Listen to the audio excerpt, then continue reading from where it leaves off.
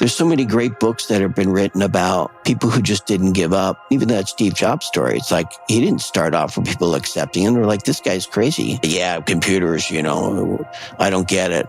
He was able to push, but he was fueled by something internally. He was fueled by something inside himself that says, no, I have a dream. You don't need to be on that kind of scale. But I do believe that if you want to move from doing your work and taking care of your own little universe and being totally in control to branching up and out to having a larger impact, you need to be motivated in order to put in the hard work. There needs to be a, why the hell am I doing this? Back to Simon Sinek. It's the why. It's like, why? Like, why does this make sense? And I think people need to really look at what's in it for you. Welcome to the Seven Hats Podcast. My name is Yuval Selik, and I've been on the entrepreneurial roller coaster for over 20 years. I've experienced it all throughout my journey: the grind, burnout, failure, and ultimately, success. The turning point for me was realizing that building a successful company is meaningless if you neglect the other significant areas of your life. So today, I'm inviting you to join me on an adventure through those 7 areas, what I call the 7 hats. Every week, my guests and I will drop valuable insights and pearls of wisdom, helping, motivating, and inspiring you to get your 7 hats in order and deliver real impact with meaning. So let's get going. Welcome, 7 Hatters. In this episode, we speak with Leo MacLeod and dive deep into hats 3 and 4, the servant and the entrepreneur, exploring how emerging entrepreneurs transform from individual contributors to leaders who excel in conflict resolution, relationships, communication, and growing their teams.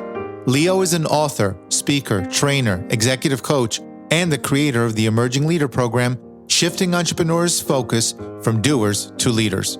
Leo specializes in succession planning, leadership training, executive coaching, emotional intelligence, presentation coaching, and, of course, pie making.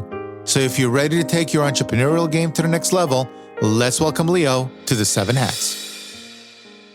Leo, welcome to the 7 Hats. Thank you, Yuval. I've been looking forward to this ever since I tuned into your show, first episode. I'm like, yeah, I got to reach out to this guy because I was listening to your story and I thought, we have some things in common that we need to share. So, oh, that's awesome. And we do. And I'm really excited. Leo, many leaders like myself and probably you as well started as doers, right? In corporate jobs. Eventually, right, being promoted and then managing others doing the work. And with time and good performance, now managers either get promoted to the leadership team or they will go out on their own, as I did as an entrepreneur. Right. The problem is that leadership is not for the faint of heart, right? It's like being a parent. Now you have others dependent on you and your success in life. And this is why I'm excited to speak with you, Leo. Leadership is such an important topic, and I can't wait to dig deeper into the subject matter with a pro like yourself. But before we even go there, because there are going to be a lot of golden nuggets there, but before we even go there, I'm sure the 7 Hatters want to learn more about you and your life story and the mindset instilled in you growing up that sparked your passion for your life's work. So with that said, Leo, where were you born and how was your childhood like?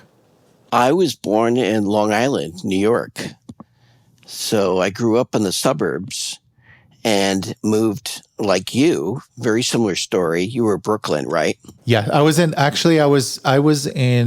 grew up in Queens and I lived in Long Island in East Meadow for a few years and then basically went to school in Binghamton, which is upstate New York, and then moved to New Jersey. So yeah, for 20 years, I was on the East Coast.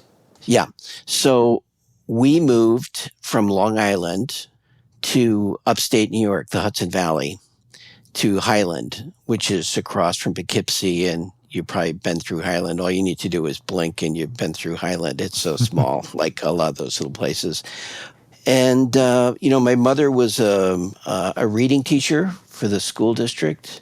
And my father was they called the personnel director back there. They didn't talk about human resources manager, right? Personnel director at Cabrini School for Boys, which you probably went by. It's right on 9W as you kind of go up. But anyway, so yeah, he did that. At large family, I'm a middle kid, which family of 7, middle kid, which whenever I kind of look at my own my personality, my life story, I'm like, well, yeah, that's my middle kid stuff coming up. I'm always wanting to dive in and help people and smooth things out and find a solution. And yeah, I mean, and I always have to remind myself, you're a middle kid. You don't need to do this all the time. You're freaking 65 years old. Get over it. Right? But yeah, so I lived in the Hudson Valley. I had kind of a fun childhood, other than the fact that my dad was an alcoholic. That part wasn't fun. And I think it was because it was an alcoholic family, it was kind of chaotic. We didn't have any schedules. We didn't plan stuff. I never knew what was going to come on. There was a lot of uncertainty. The only certainty was that when my father came home, he would drink, and that was it. And, it's funny when I think about it, because I am such a goal setter. Like, I'm all about structure. And I think maybe it's because I didn't have that. Yeah, that's true. I didn't have a lot of structure growing up. I was a good student. I was the only one in my family that can think of that I was actually academically inclined. So everyone was saying, oh, you should go to college. And I did these aptitude tests, and the aptitude test said, okay, the only thing that you should avoid is going into the trades. Okay, don't do that because this test shows that you shouldn't do that. Like, okay, well then I think what I'll do then is go up to, they called it BOCES. It was a vocational school in Kingston, New York. And I was taking all these high-level courses in high school, but I would take afternoons and I would go up to the vocational school to learn to be a mason, just because somebody said, you shouldn't do that. I'm like, okay, I think I'll do that. And so I did that for a while. I actually started my own handyman business. So I'm kind of a serial entrepreneur. I mean, even from a really young age, I grew up in a household where my dad was all about business ideas. My brothers were always talking about what kind of business we should get into. So it was kind of an infectious thing for me.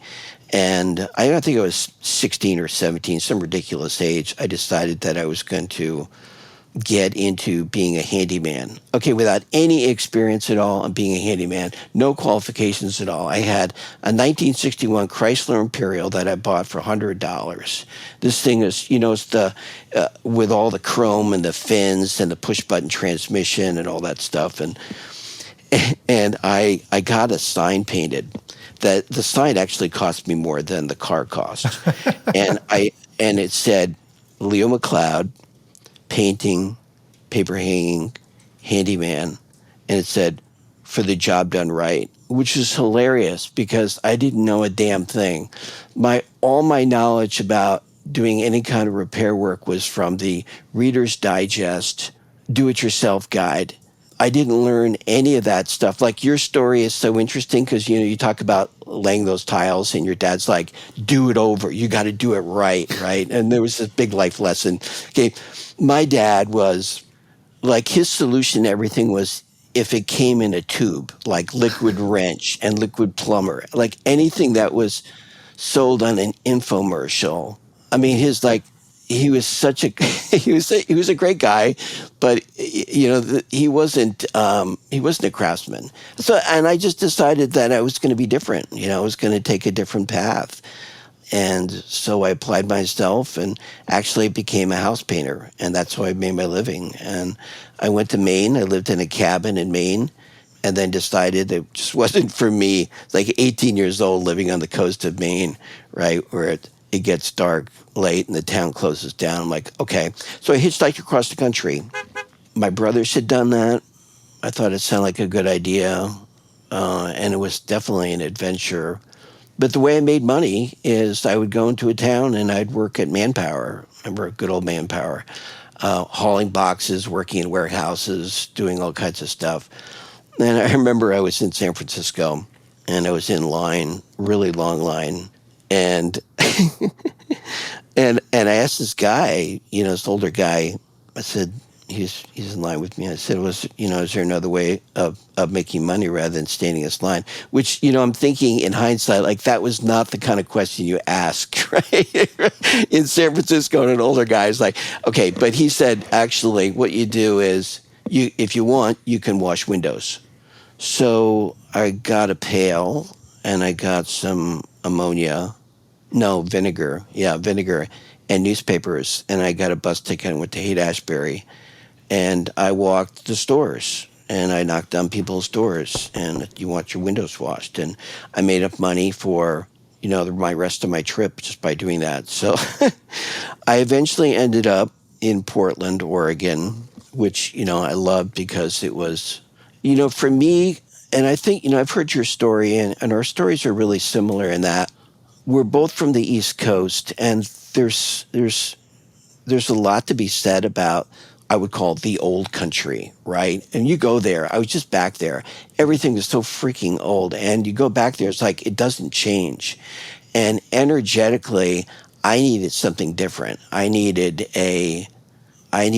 like a new canvas, right? Yeah. And when I went to Portland, especially went to Portland, there's like trees growing downtown and people doing interesting things and it was just the energy of the city. It was, well, then it's not so clean now, but it was clean back then, and it was energizing, and that's the way I would put it. It was energizing. It was an energy thing. There's a different energy on the East Coast, very deep roots, but those keep you right. They keep you rooted, and there's a lot to say about that tradition. I always feel like I'm at home, but I also feel like I'm kind of like contracted and closed down, as opposed to being here on the West Coast, and especially in Oregon. I'm opened up, and it allowed me to, just blaze my own way. I didn't have any family here. That was kind of, I don't know if that was on purpose or not, but it's similar to your story, right? Where you can identify with that, right? You come out, absolutely. Right? How was your relationship with your mom? So I dedicated my book to my mom. My mom was like amazing. I had a really strong relationship with her, and she lived to be 97. Wow. And I just learned so much from her. I was thinking about this interview still a while ago, and it's funny. While I was doing it, I was also making a list of like, what am I going to do today? I'm time blocking. I'm big on time blocking and making notes and crossing things out. Then I remembered this time. My mother was in a, what do you want to call it? It's not like it's like a nursing home. It's a retirement community. It's not. She was like, she was getting dementia. She was getting anxiety. It was really, really rough. And she would go in and out. Sometimes she was fine. Sometimes she was kind of a train wreck. So she was in Maine, and I would fly across the country and go see her. And even when she was, well, up to be like 95. Well, actually, that's weird. 95, she actually came out to our wedding, and she played What a Wonderful World on the piano. She's an incredible piano player. She's like a jukebox. She just, like, wow. You could just say, play this, play that. She did it. And then we danced together.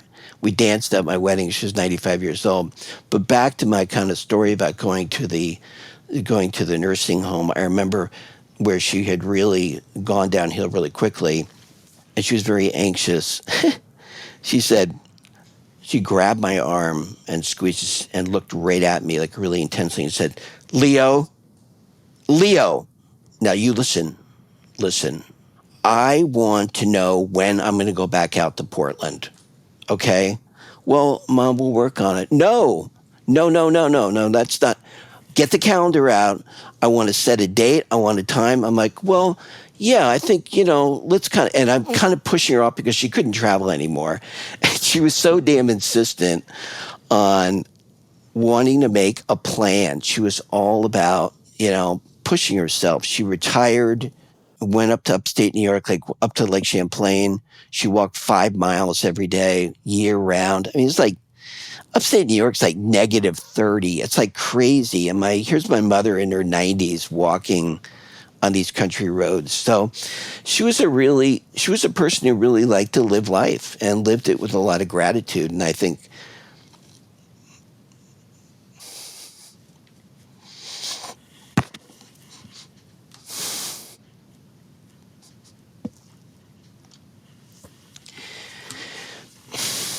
I didn't see that coming. But yeah, she lived with a lot of gratitude, and I live with a lot of gratitude. It's the it's the biggest thing that I got from her. Making plans and living with gratitude. Who was more influential in your life, your dad or your mom? Well, it's funny. Definitely my mother, but I've been kind of revising that history because there's a lot of things I got from my dad that I didn't get from my mother. Like, my mother wasn't an entrepreneur, my dad was, I mean, my mother wasn't particularly funny or kind of a character. My dad was.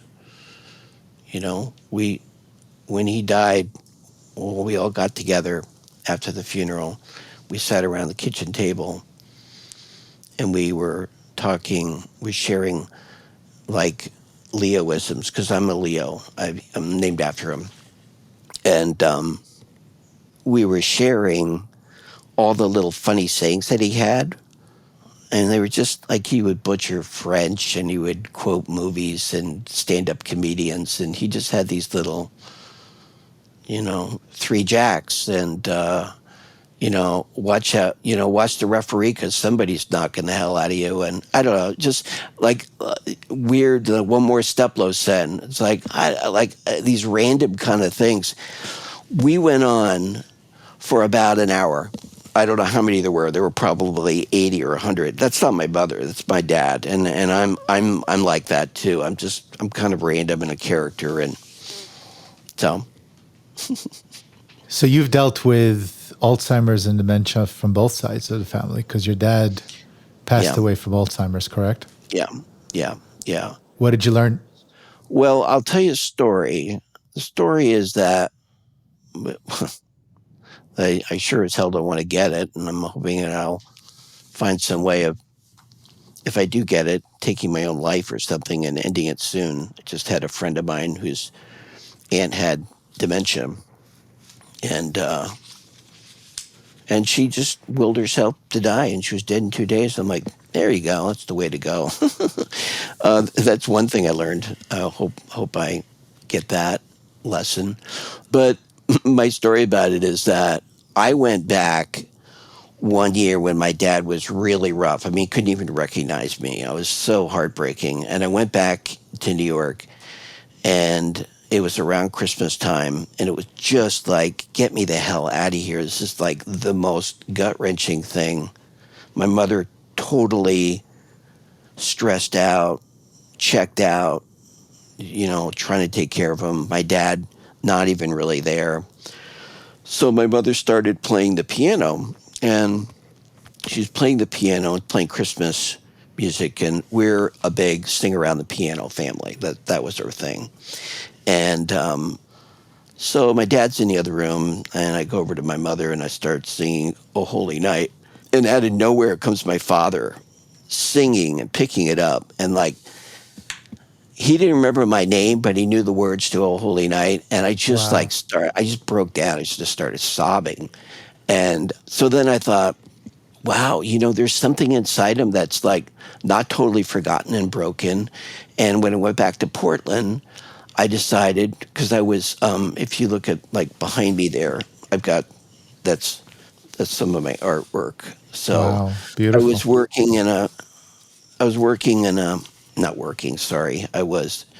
like drawing at this drawing studio, and I saw a little advertisement on the bulletin board that the local Alzheimer's care clinic was looking for people to come in and do some volunteering. So I just had this idea, this fantasy, that I'm going to go in there and teach people how to draw, because like my dad, maybe there's this hidden artist in them, right? That's just waiting to be unlocked. Like maybe that's a part of their brain that's okay. Just like there was a part of my brain, my dad's brain, that was remember it, oh holy night. So I went in, got all my supplies.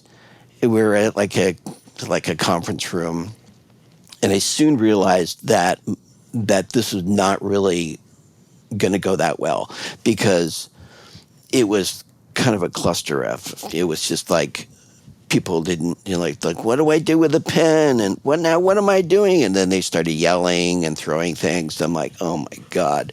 I mean, this was not like a kumbaya kind of moment. This is just like, what I get myself into. And and then it was the longest, probably 45 minutes of my life. And then everybody left except one guy named Chuck. And Chuck was mostly living in his mind in World War II and on the beaches of Normandy or something. But I caught him in a moment where he was present. I said, well, Chuck, did you have a good time? And he says, yeah, I did. And I looked down, and he had drawn this really adorable picture of a little scruffy dog, really like charming little caricature. And he said, yeah, I surprised myself. And I thought, wow, like that's it right there. Like if I can surprise somebody, if I can surprise myself, if I can play any role in having surprising anybody else, like that's what it's about. For me, that's what it's about personally. And so I don't know, I'm just kind of making a connection here. I think about the work that I do coaching, and I'm always trying to go for that. I'm always trying to help people find some way to change something in their behavior, their approach to life, their mindset that will surprise them and say, well, I had no idea I could do that. Yeah. I think that's really important for me. It was important for especially my mother. She was always learning. She was always like pushing herself. Yeah, I'm going to learn the pipe organ at 85 years old, right? And lead the choir. It's like she just never stopped. So I like to think that my life is just about finding the next thing to learn about, surprising myself, and continuing to surprise other people or help people surprise themselves, is what I'm trying to say. Yeah. And I think from all of my conversations, I sense that those that really want to help others are ones that probably didn't experience that growing up with a family member or a parent. So if it was lacking when they were young or younger, then that created a desire to help others achieve what they never got from their, loved ones. And I kind of see a pattern over time with those that I speak with.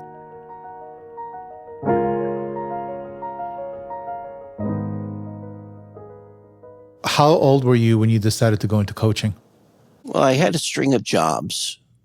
I went back to college late in life, 28, got my degree in English, didn't know what to do with it, went into fundraising, it's funny, got a degree in English. Guess what? I just wrote a book. So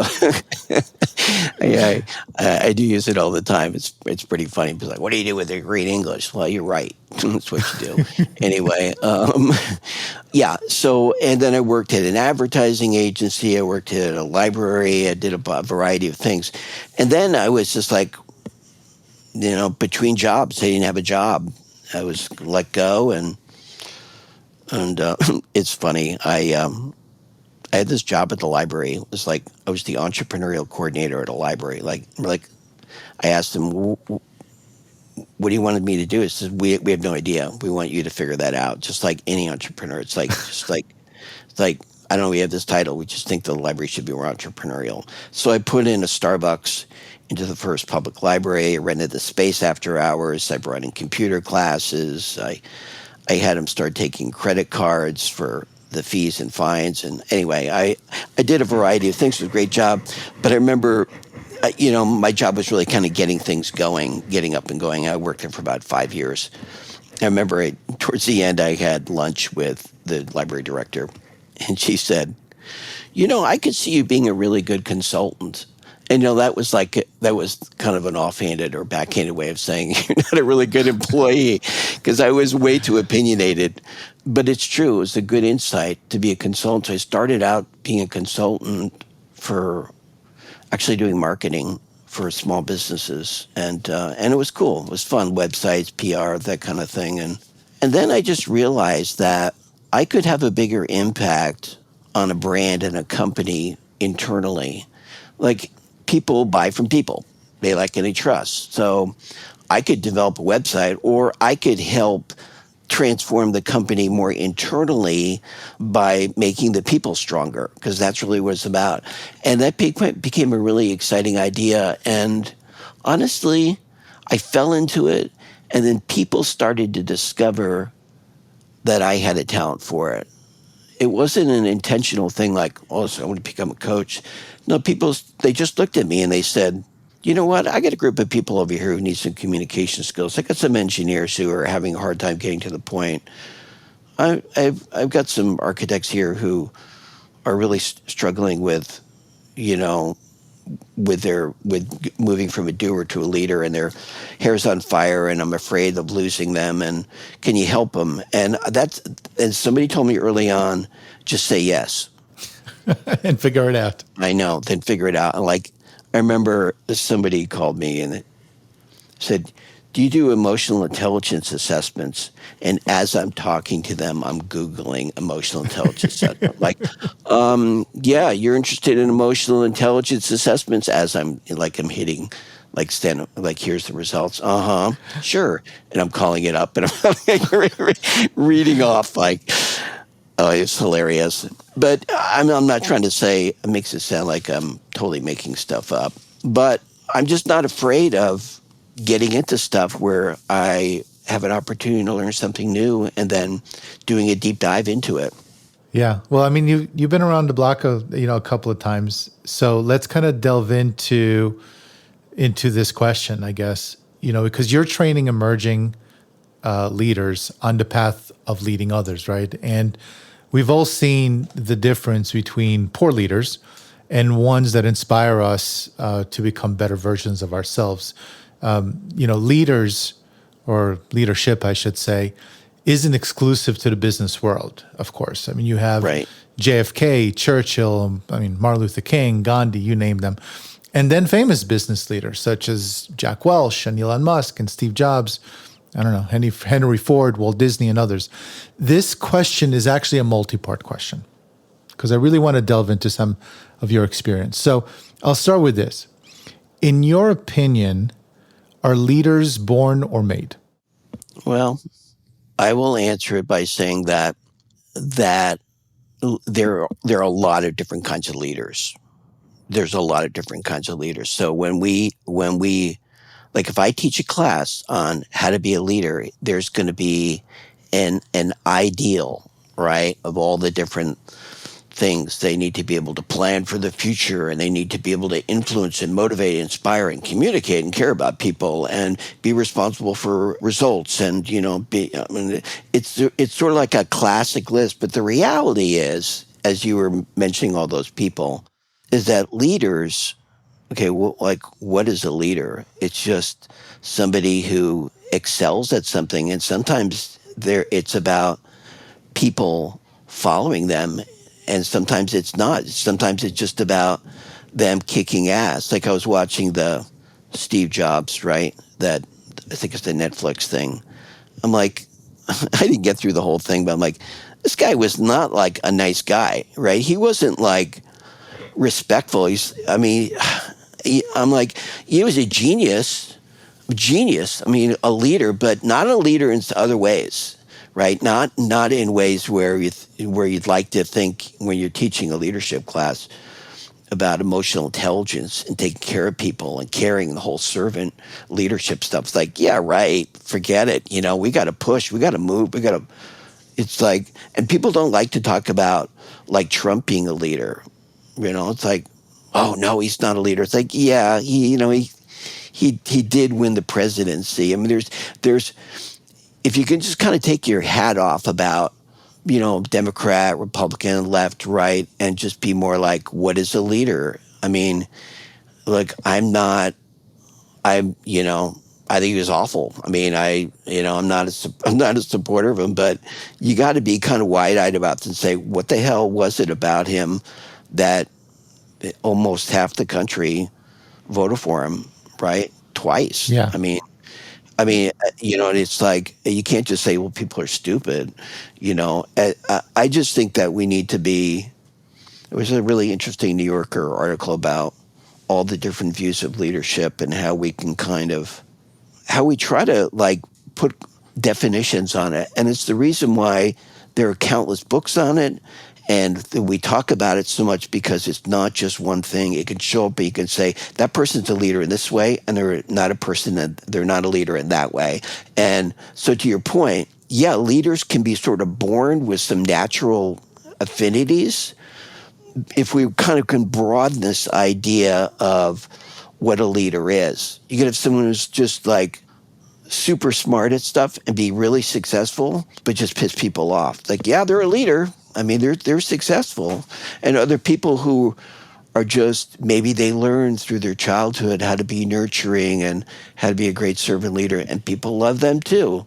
So it's not just like, it's not just one thing. And it's I think for business, it's being able to accommodate that there could be technical leaders, people good at certain things, and then there could be people leaders. And that's probably a fairly rough but easy distinction to make.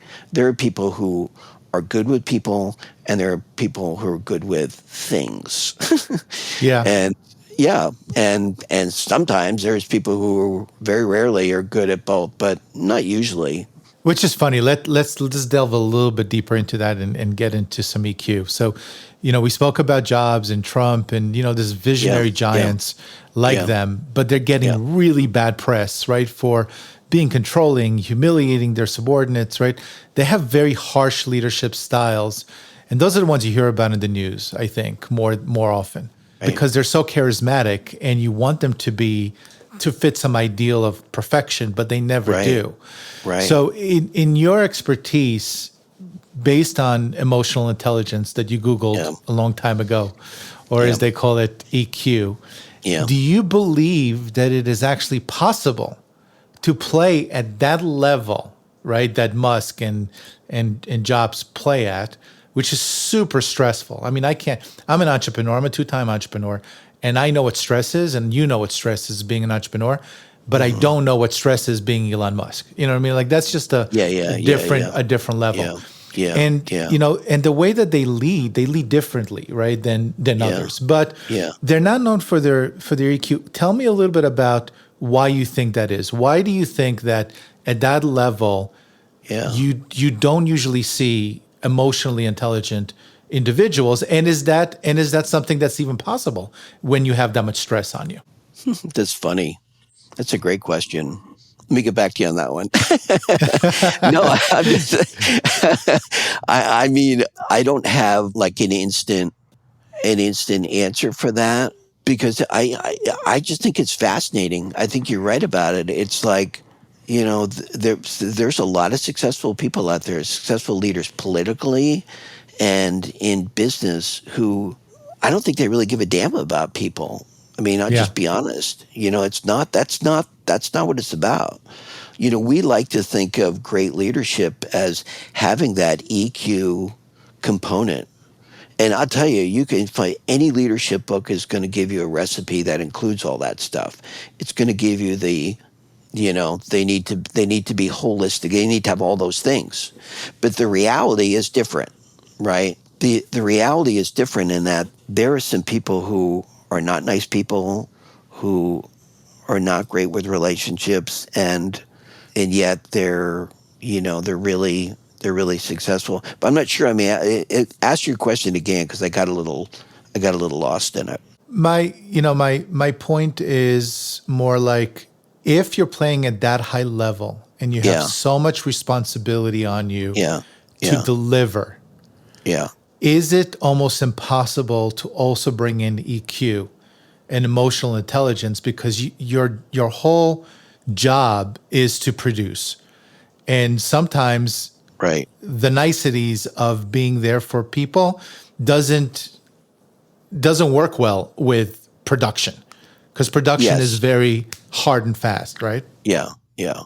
Well, you're right. You're right. I agree with you. So yes, I agree with you is that I think it's driven by other stuff. A lot of it's like shareholder value, right? Or politically, like how many votes I can get. It's like, it's interesting. If you, like, I was reading a biography about Lincoln, and I mean, he was obviously very ambitious. People don't really think about them. They think about, oh, he's such a kind soul. He saved our nation. You know, he cared about African Americans. He brought us together. It's like early on in his career, he was like, anything I can do to get ahead. If I can step on you, or go to the other side here, I'm going to do it. And we don't like to think that way about leaders, right? We like to think, no, Yeah. he was decent to everybody. It's like, no, that's not true. It's like, So yes, to your point, but like, if you think about, for me, it's like, well, what's that mean then for coaching people? What's it mean for you and me? What's it mean for the people listening to the show, right? I still believe that you can't get away with stuff. Things are going to catch up to you. I use this idea of the emotional bank account. It's like, sort of what comes around goes around, or whatever that expression is. Just sort of, it's what Maya Angelou said. People won't remember what you say, they won't remember what you do, but they'll remember how you make them feel. And look, if you want to get a coach that's going to help you be the most successful financially and push, don't use me. Use somebody else, because I'm going to be more about the relationships. That's my thing. I just believe that, treating people with respect and supporting them and listening to them is a form of leadership that I support. That's all. But I'm not delusional that there aren't other kind of leaders around. I just try to, in my own way, contribute to the world by making leaders that are more emotionally connected and more supportive. That's all. Yeah, I mean, I think we got to look at the bell curve again in anything in life, which the bell curve really operates at 100%. You will have the majority of leaders right at that middle edge of the curve, and you'll have some that are really, really poor leaders on the left side, and you'll have some really, really incredible leaders on the right side. But the more incredible the leader, the less of a chance you will find them, because it just requires so much. And it's like alcohol or drugs or business or money. It amplifies everything that's inside of you. So what I see a lot of entrepreneurs who start a business, a startup, and they exhibit this desire to help everybody in the organization and be there for them, and really display some great EQ. But as the business grows and grows, and they have more pressure, as I said earlier, and they have shareholders, and look at Mark Zuckerberg as an example. When he first started, he was not the Mark Zuckerberg that he is today. And I think that amplifies, the business world, money, power, it all amplifies what's already inside and makes it one way or another. So it's an interesting concept that I think we can speak about for days. But let me change directions a little bit and speak to Simon Sinek. He has two attributes that he feels are important for leaders to possess. And those are empathy and perspective. He states that the leader's real job is not being in charge, but taking care of those in charge.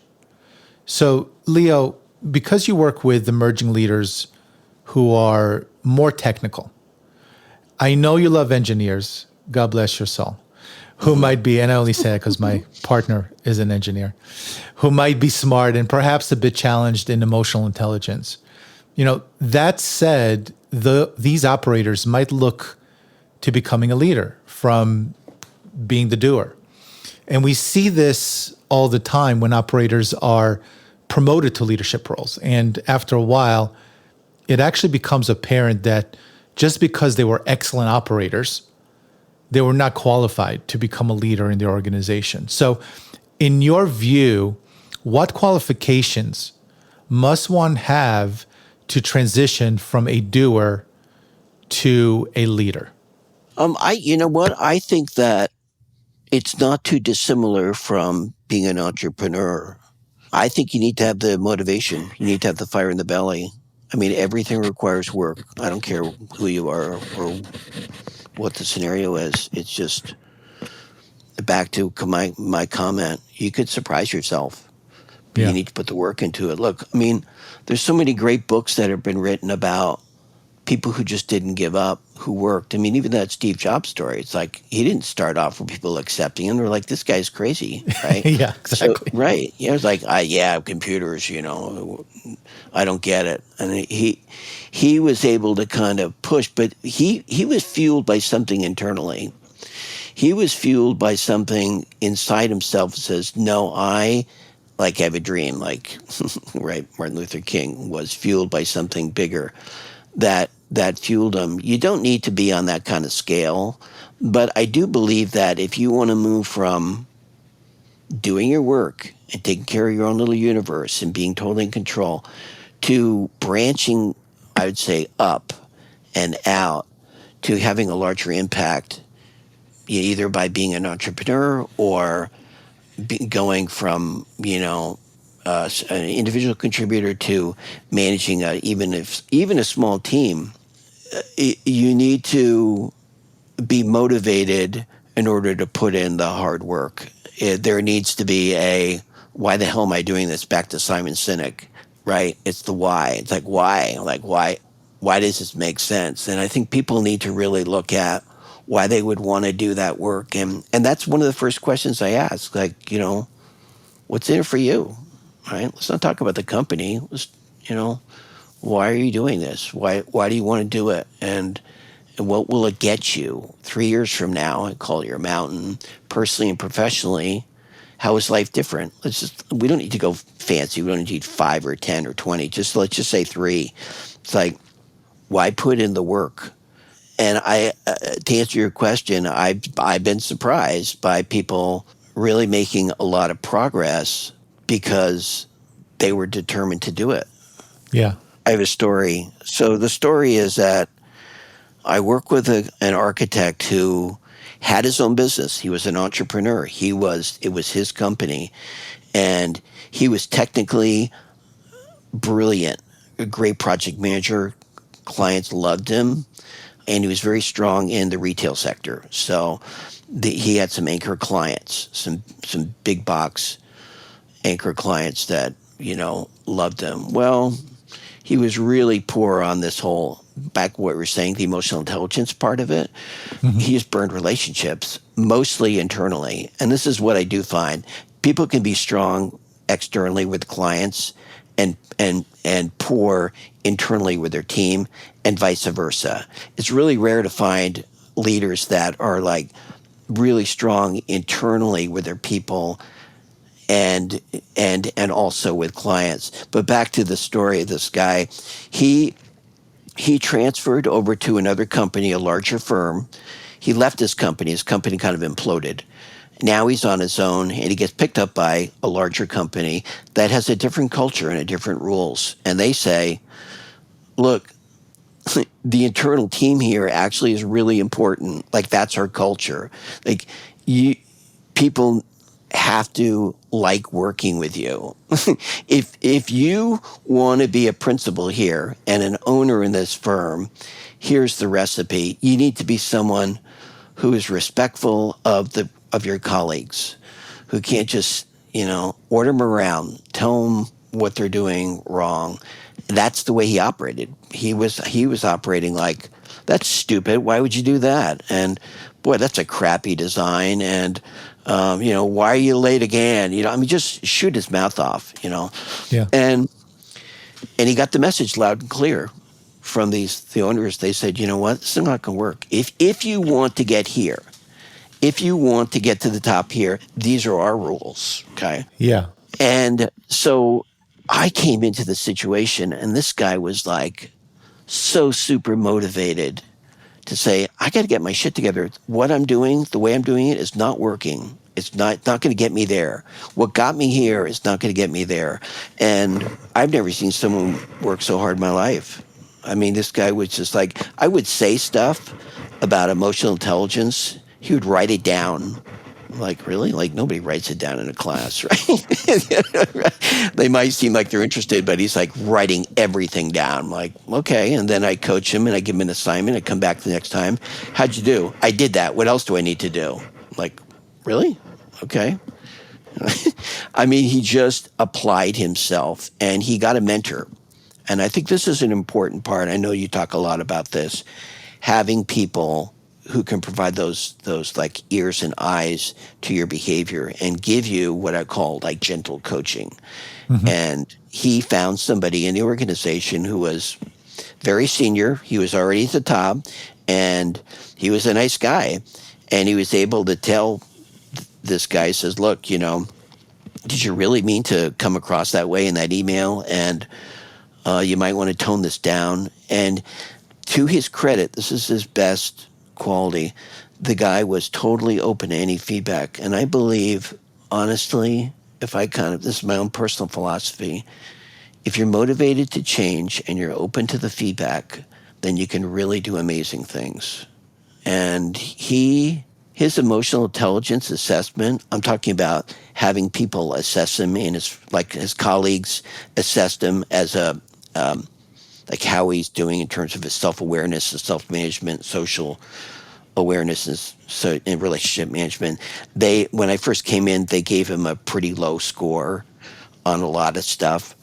And a year and a half later, it was like one of the highest in the firm. Like, wow. Really? Like that, talk about surprising me, surprising him, surprising a lot of people. But he was so damn determined.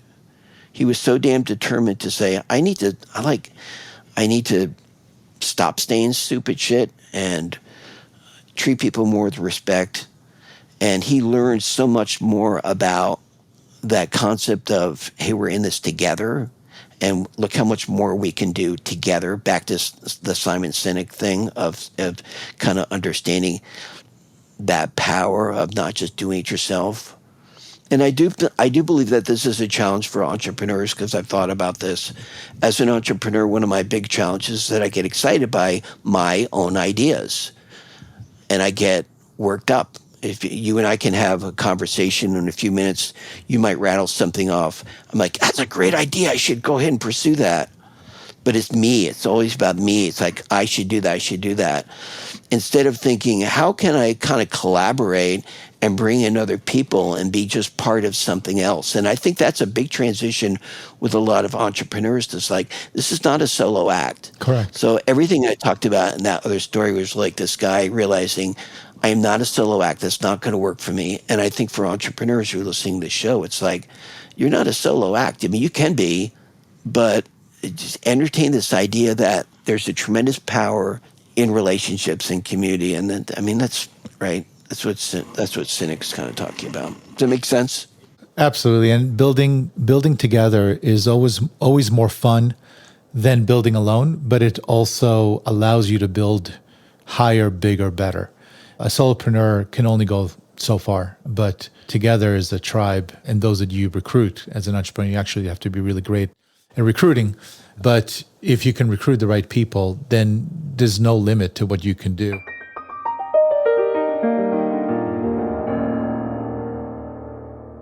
You know, it's interesting. I have a question because this just popped into my mind. Mm-hmm. You know, like parents, and I would say parents are leaders, right?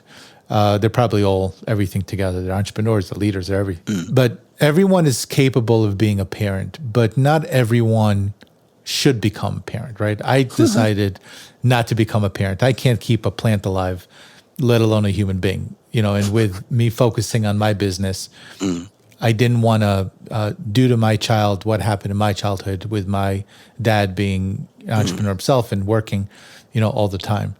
So how could we tell if we would be good leaders, right? Becoming a leader or a parent can be very compelling when you're young. However, we don't realize the enormous sacrifice and dedication that it takes to become one. So do you come across people in your practice that hire you for guidance, on how to become a leader? And in your mind, you're like, shit, man, perhaps you should reconsider this decision, right? Yeah. What are some warning signs that you look for and attributes that sometimes that someone can possess actually, where no matter how hard they try to master the skill of leadership, they're just not cut out for it? Well, what I'm trying to do through my work is have people be leaders of people. That's my work. It's not to be a leader in a technical field. People are not hiring me so that people can continue to be technical experts and, just be awesome at that, be thought leaders or whatever. That they don't hire me for that. They hire me specifically to turn people into better people managers. And some people are across the spectrum on that. Some people are pretty good. Some people are pretty bad. I think what it comes down to answer your question, is it's where, let me say it this way. I'm always testing people and inviting them to try something new, like delegate or give people feedback or have a difficult conversation, things that are going to feel awkward for them and new and challenging. I'm always inviting them to do that. I give them the tools, so go try it. And it is the work of learning to become a leader is letting go. That's what it's about. It's really about that process going from a doer to a leader is about letting go. It's about letting go of what gave you, and this is going to be real. I'm just going to tell you, it's about letting go of that stuff that gave you joy. It's like, I love designing buildings. I love designing bridges. That's why I got into this.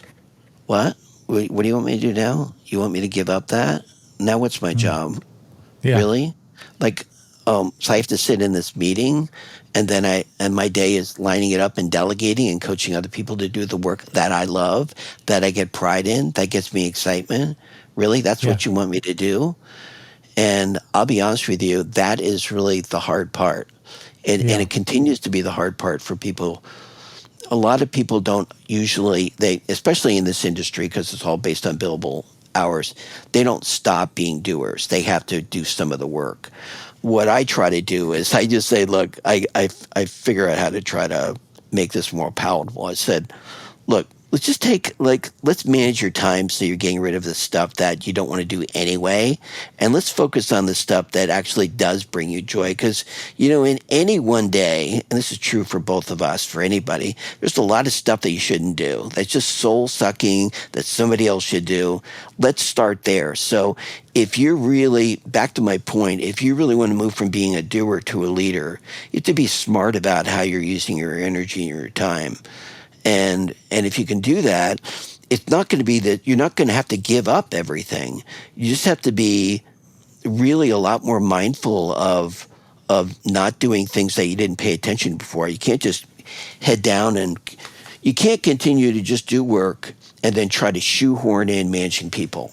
It's like, no, you need a different game plan, and that's what I do. That's what I write about in the book. It's about having a different game plan for your day, which includes people. It's a lot of the stuff. I know I can tell that you do it, I do it.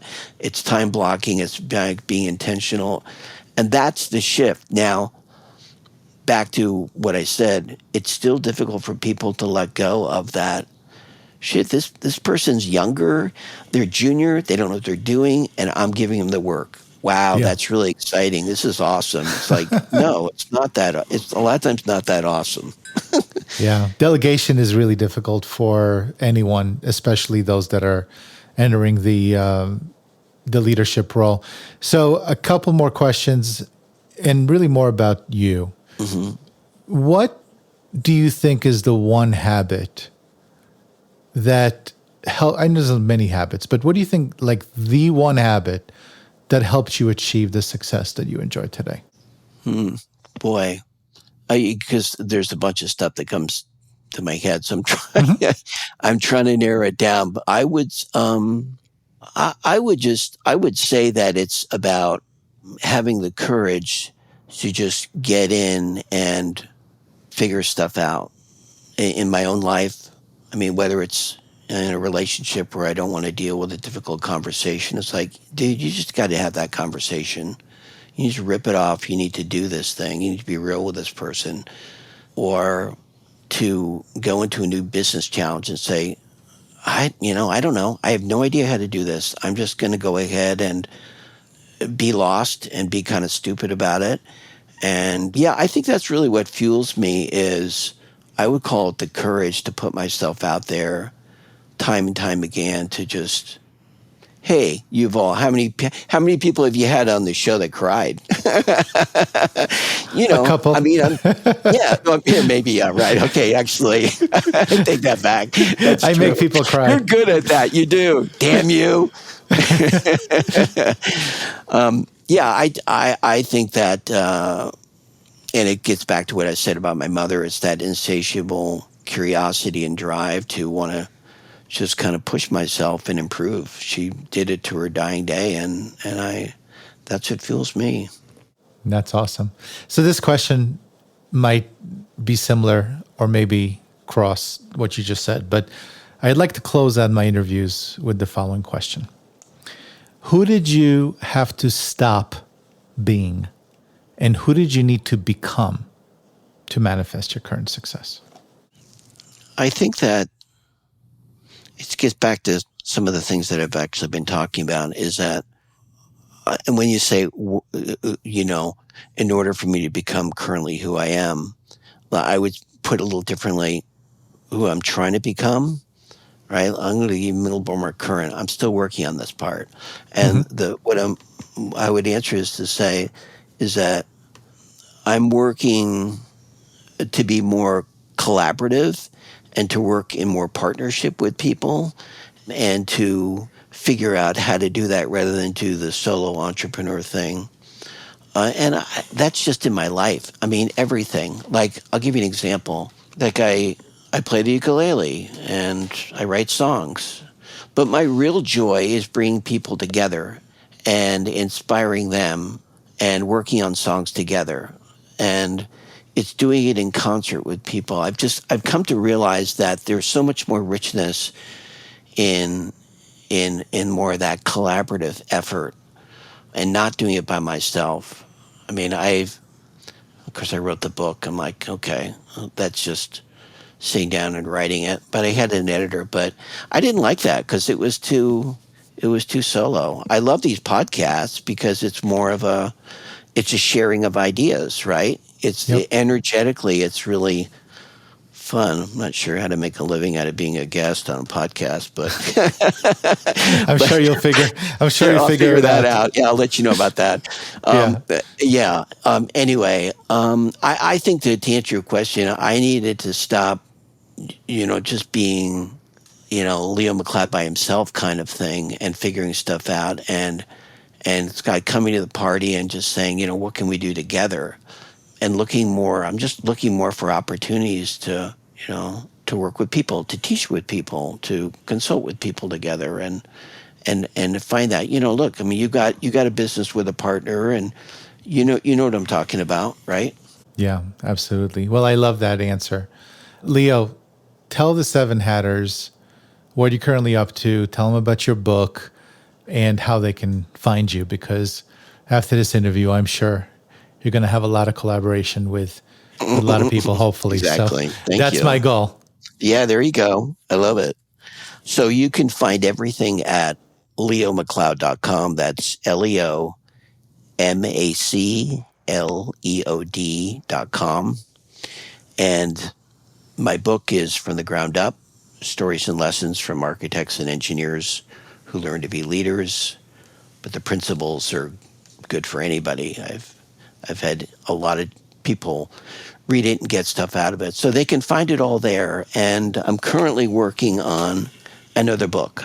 And I'll let people know what that's about as I'm doing it. It's not official yet, but I think I landed a contract to be a co-author of a book that's already out there, and I'll be working with a team. Back to come what I was saying, instead of Nice. writing my own book, I'm working with a team to revise an existing text on coaching and mentoring. So yeah, that's what I'm doing. I love it. And for those seven hatters, I would suggest listening. I would suggest Googling Leo and watching the video about his dad, the lessons he's learned about his dad. It's a great video, very heartwarming, and your artwork is incredible. You should put it on your website at the very least. There you go. To Thank show you for that to show others what you do so well. Although I can't taste your pie, I know that you also bake pies, which is near and dear to my life in cooking as I cook.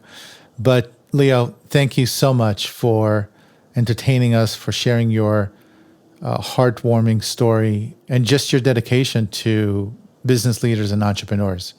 Yeah, I I appreciate thank you for being part of the Seven Hats. Thank you for doing what you do. I love your show, and I love listening to the episodes. And you definitely put everything into it, and you put a lot of heart into it. And I think that's why it's successful. So thank you very much.